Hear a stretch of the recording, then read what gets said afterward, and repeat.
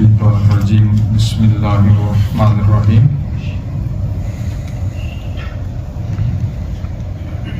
آج میں ایک مسئلے کے حوالے سے وضاحت کرنا چاہتا ہوں،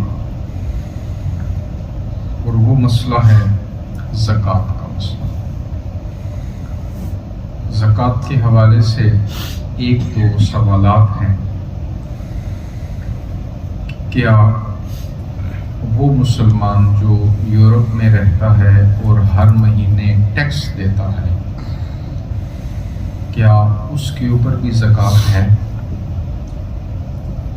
اور دوسرا سوال یہ کیا جاتا ہے کہ یہاں پہ تو ہر بندے نے قرض لے کے مکان خریدے ہوئے ہیں، گاڑیاں قرض پہ ہیں، لون ہر بندے پہ ہی ہے، تو جس کے اوپر قرض ہو اس کے اوپر زکوٰۃ ہے؟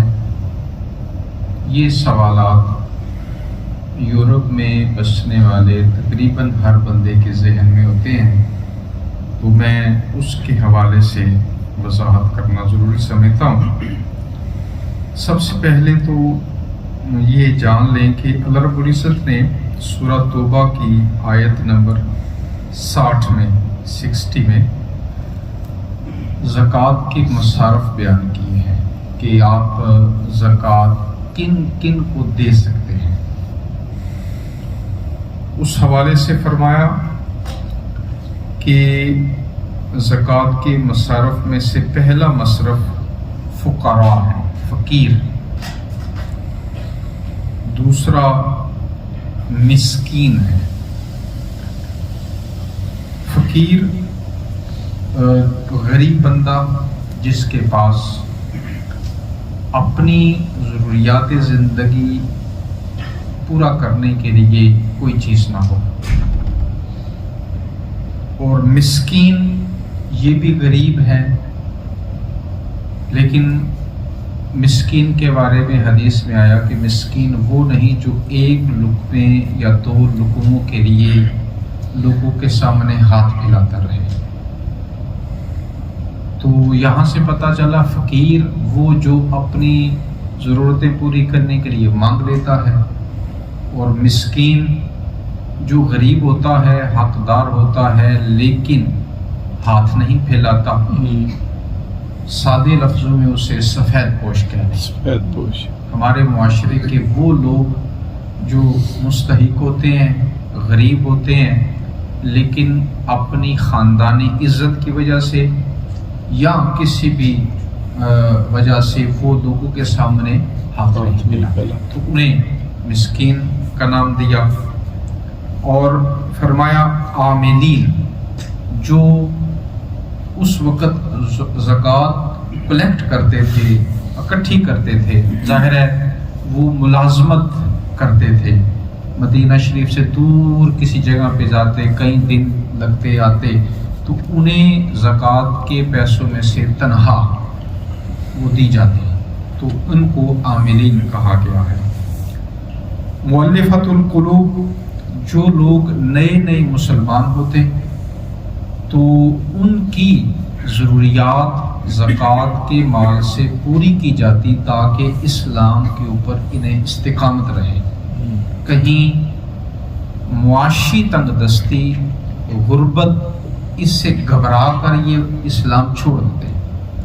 تو آج بھی جو ہے، ویسے حضرت عمر نے اس شک کو ختم کر دیا تھا کہ اس وقت آپ نے فرمایا کہ اب اسلام جو ہے وہ غالب ہے، لیکن آج دوبارہ وہی پوزیشن بن چکی ہے۔ اگر آج کوئی بندہ اسلام قبول کرے اور وہ معاشی لحاظ سے کمزور ہو تو زکوٰۃ کے پیسوں میں سے اس نو مسلم کو آپ دے سکتے ہیں، تاکہ غربت سے تنگ آ کر وہ ایک تو کسی سامنے ہاتھ نہ پھیلائے، اس سے بھی بچ جائے، اور دوسرا کہیں وہ معاذ اللہ دوبارہ کفر کی طرف نہ لوٹ جائے۔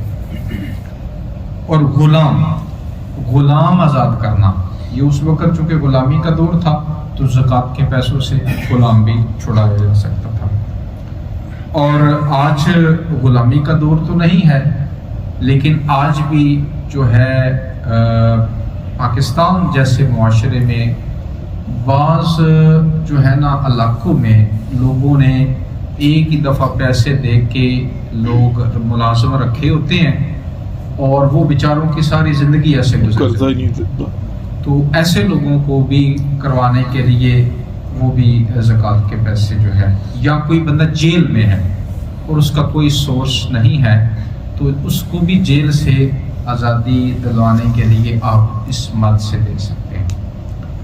اور آگے ہے مقروض، جس کے اوپر قرض ہو، تو قرض جو ہے ظاہر ہے جو قرض جس کے اوپر ہے اس کو بھی آپ زکوٰۃ دے سکتے ہیں۔ اور آگے ہے فی سبیل اللہ، فی سبیل اللہ سے مراد جہاد ہے کہ جہاد کے اوپر کوئی جا رہا ہے اس کو، یا پھر فی سبیل اللہ کا تھوڑا وسیع معنی لے تو جو بھی نیکی کے کام ہیں یا نیکی پھیلانے کے لیے جو ادارے قائم کیے جاتے ہیں، اور ان کی مثال بہترین مثال مدارس ہیں کہ وہاں سے جو ہے وہ نیکی پھیلانے کے لیے یا اس طرح جو ہے دین کی تبلیغ کے لیے لوگ تیار کیے جاتے ہیں، تو انہیں آپ جو ہے وہ دے سکتے ہیں۔ اور پھر آخری جو شق ہے وہ ہے مسافر، کہ بندہ سفر پہ نکلا ہے تو دوران سفر اس کے پاس جو ہے وہ کچھ نہیں رہا یا گم ہو گئے ہیں پیسے، چاہے وہ گھر میں امیر ہی ہے، لیکن دوران سفر چونکہ اس وقت بھی سفر بڑے مشکل ہوتے ہیں، اور آج بھی کہہ لیں کہ ایک ملک سے ملک کے دوسرے کنارے پہ یا اس طرح دور بندہ چلا جائے جہاں کوئی تعلق والا نہ ہو، پیچھے سے پیسے بھی نہ منگوا سکتا ہو، پریشان حال ہو، پرابلم بانجے، تو زکوٰۃ سے اس کی ہیلپ کر سکتے ہیں۔ اب یہ تو تھے جو زکوٰۃ کے مصارف اللہ تعالیٰ نے قرآن میں 8 بیان فرمائے ہیں۔ اب جو میں نے شروع میں سوال کیا تھا، یہ زکوٰۃ واجب کب ہوتی ہے، یہ بتانے کے بعد میں اس سوال کی طرف آتا ہوں، جو یہ ہے کہ 7.5 تولے یا پھر 87.5 گرام سونا، 7.5 تولے یا 87.5 گرام سونا ہو، یا پھر 52.5 یعنی 52.5 تولے یا 612 گرام چاندی ہو، یا جو ہے ان دونوں سونا تھوڑا ہے اور وہ ملا کے چاندی بن جاتی ہے 612 جو ہے وہ گرام یا 52.5 تولے، یا پھر کیا کہتے ہیں چاندی کی قیمت کے برابر انسان کے پاس پیسے، وہ انسان نیٹ سے پتہ چل سکتا ہے کہ 10 گرام چاندی کی کتنی قیمت ہے، اس کے برابر پیسے ہوں، نقدی ہو، مال ہو، سامان ہو، ایسا شخص صاحب نصاب ہے، امیر ہے، تو ایسے شخص کے اوپر اسلام نے اس کے مال میں سے 2.5%، 100 میں سے 2.5 روپے یہ زکوٰۃ جو ہے وہ واجب فرض قرار دی ہے۔ اب سوال یہ ہے کہ وہ جو ٹیکس انسان دیتا ہے، سوال کرتے ہیں کہ جی ہم تو یورپ میں بسنے والے ہر مہینے ٹیکس دیتے ہیں، تو کیا ہماری زکوٰۃ تو ادا نہ ہوگی؟ اگر یہ کلیہ یورپ میں ٹیکس دینے والوں کے لیے اپلائی کرتا ہے تو پھر وہ مسلمان جو اپنے اپنے ممالک میں، چاہے پاکستان ہو، سعودیہ ہو، ترکی ہو، وہاں پہ جو ٹیکس دیتے ہیں، تو کیا یہ کلیہ ان پہ نہیں لاگو ہونا چاہیے؟ وہ بھی تو ٹیکس دیتے ہیں، تو پھر انہیں بھی زکوٰۃ کی چھوٹ ہونی چاہیے۔ یورپ والوں کو کیوں اسپیشل چھوٹ دی جا رہی ہے؟ پہلی بات تو یہ ہے، یہ جو ٹیکس جہاں پہ بھی کوئی دے پھر اسے بھی چھوٹ ملنی چاہیے، پہلی بات۔ دوسری بات یہ ہے کہ ٹیکس یہ ہے حکومت کا حق۔ کس کا حق ہے؟ حکومت کا۔ زکوٰۃ اللہ کا حق، اللہ کا، سبحان اللہ۔ زکوٰۃ جو ہے اللہ کا، وہ اللہ کا حق ہے، اور حکومت ہر ماہ ٹیکس لیتی ہے، ٹھیک ہے جی، اور اس کی پھر اپنی پرسنٹ ہے، کوئی 30% ٹیکس ہے، کہیں 40% ٹیکس ہے، کہیں 25% ہے، کہیں 20% ہے۔ ٹیکس کی نوعیت ہر ملک کی، ہر بندے کے حساب سے پھر ڈیفرنٹ ہے۔ اور اسی طرح ٹیکس اگر کسی کے اوپر لون ہے، قرض ہے، جو مرضی ہے، جب اس کی ایک آمدن ایک حد تک ہے تو حکومت نے لینا ہی ہے، یہ تو چیز کلیئر ہوئی۔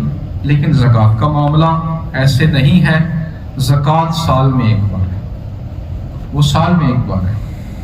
اور زکوٰۃ جو ہے یہ کل آمدن پہ نہیں ہے. مثلا ٹیکس تو ہے نا، اگر ایک بندے کی 50,000 کرون، جیسے ہم ناروے میں ہیں 50,000 کرون اس آمدن ہے، تو ٹیکس تو پہلے اس کا 12-15,000 حکومت نے لینا ہے، بقایا اس کو دینا ہے نا. زکوٰۃ کے معاملے میں یہ نہیں ہے. زکوٰۃ جو ہے میں نے عرض کیا کہ یہ سال میں ایک دفعہ ہے. ٹیکس ہم ہر مہینے دیتے ہیں، زکوٰۃ سال میں ایک دفعہ ہے. اور وہ کس طرح ہے کہ آپ کی جو آمدن ہے اس آمدن میں سے پہلے آپ کی ضروریات پوری کی جائیں. حکومت یہ نہیں دیکھے گی آپ کی ضرورت پوری ہوتی بقایا میں سے کہ نہیں، لیکن اللہ فرما رہا ہے نہیں، مجھے بعد میں دینا، پہلے اپنی ضرورت پوری کرو.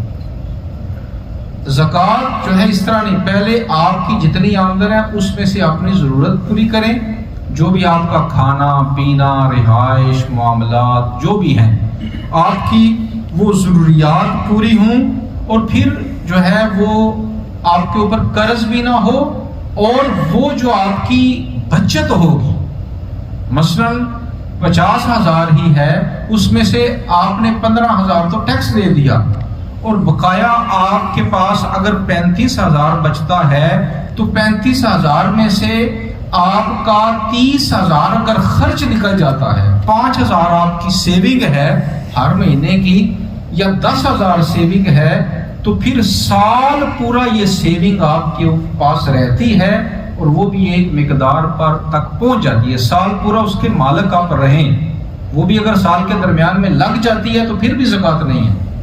اور اگر سال پورا وہ آپ کی ضروریات کے بعد، ضروریات پورا کرنے کے بعد آپ کے پاس وہ بچت جو ہو سکتا ہے، آپ نے سال میں جو ہے 10 لاکھ کرون کمایا ہو، اور 10 لاکھ میں سے ہو سکتا ہے آپ کے پاس صرف 2 لاکھ بچت ہو سال کے بعد، تو زکوٰۃ جو ہے وہ اس 2 لاکھ کے اوپر ہوگی. ٹیکس تو ہم نے 10 لاکھ پہ دیا، لیکن زکوٰۃ کتنے کے اوپر ہوگی؟ وہ بچت جو سال کے بعد اس کے اوپر پورا سال گزرے، اس کے اوپر 11 مہینے گزرے، اور 12ویں مہینے وہ آپ کے پاس سے ختم ہو جائے، آپ کی کسی ضرورت پہ لگ جائے یا کوئی پرابلم ہو جائے، ختم ہو جائے، آپ کے اوپر پھر بھی زکوٰۃ نہیں ہے. لیکن اگر پورا سال آپ کے پاس وہ 2 لاکھ بچتا ہے ایک مثال کے طور پہ، تو پھر اس 2 لاکھ پہ آپ کے اوپر کیا ہے؟ زکوٰۃ ہے. کتنی؟ 2.5%. آپ نے 50,000 روپے دی تھی ہر مہینے، فرض کریں 15,000، یہاں 2 لاکھ پہ اللہ کہہ رہا ہے مجھے 5,000. سبحان 2 لاکھ پہ کتنی ہے؟ 5,000. یعنی دیکھیں نا کہ ہم کہتے ہیں جی ٹیکس جو دیتے ہیں تو ٹیکس ہم سال کا حساب لگا لیں نا، اگر فرض کریں جو ہے وہ 10,000 ہی فرض کریں دیں تو سال کا کتنا بن جاتا ہے؟ وہاں آرام سے حکومت کو 1.5 لاکھ ٹیکس دے رہے ہیں، یہاں سال بعد اللہ کی راہ میں 5,000 دینا مشکل ہے. تو زکوٰۃ تو یہ بن رہی ہے، کسی کی 2,000 بنے گی، کسی کی 4,000 بنے گی، کسی کی 6,000. یہ دینا کیا مشکل ہے؟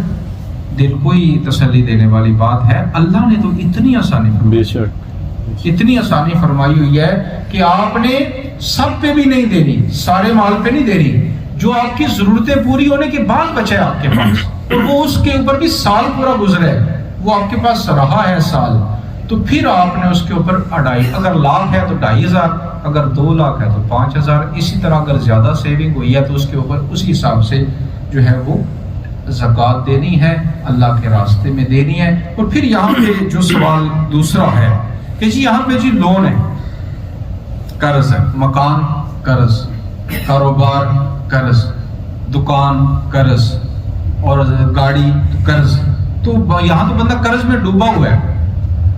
تو شریعت نے کہا ہے کہ جس کے اوپر قرض اس کے اوپر زکوٰۃ نہیں. ہاں شریعت نے کہا ہوا ہے، بالکل کہا ہوا ہے، لیکن یہ جو قرض آج کل ہم لے رہے ہیں یہ قرض اور اس قرض کی نوعیت علیحدہ ہے. آج تو بینکوں سے قرض لیتا ہی امیر ترین بندہ ہے، غریب بندے کو قرض دیتا ہی نہیں ہے. بینک غریب بندے کو قرض دیتا نہیں دیتے، بینک دیتا ہی امیر بندے کو قرض ہے. پہلی بات دوسری بات جہاں پہ شریعت نے کہا جی جو مقروض ہے اس کے اوپر زکوٰۃ نہیں ہے، تو شریعت نے یہ بھی کہا ہے نا جو مقروض ہے وہ زکوٰۃ لے سکتا ہے. تو یورپ میں رہنے والے زکوٰۃ کے حقدار ہیں؟ اگر وہ اپنے آپ کو سمجھتے ہیں زکوٰۃ کے حقدار تو نہ دیں. اگر وہ اپنے آپ کو غریب سمجھتے ہیں، زکوٰۃ کے حقدار سمجھتے ہیں، تو زکوٰۃ دینا چھوڑ دیں، لینا شروع کر دیں. حالانکہ لینا کوئی بھی نہیں چاہتا، کوئی بھی پسند نہیں کرتا. تو اٹ مینس کہ یہ جو قرض ہے یہ وہ نہیں ہے جو شریعت نے کہے تھے کہ مقروض ہو تو زکوٰۃ نہ دے. تو اب ہم مقروض ہیں تو پھر قرض تو لے سکتے ہیں، حالانکہ ہم میں سے کوئی بھی نہیں چاہتا زکوٰۃ لینا. اس لیے یہ جو بہانے ہیں یہ نہیں بنانے چاہیے، بلکہ خوش دلی سے زکوٰۃ دینی چاہیے. کہ جب ہم حکومت کو سال کا لاکھوں روپے ٹیکس دے دیتے ہیں تو 2 4 5 10 ہزار جو زکوٰۃ سال کے بعد ہے وہ اللہ کی راہ میں ضرور دینی چاہیے. اللہ ہمیں عمل کی توفیق. آمین یا رب العالمین.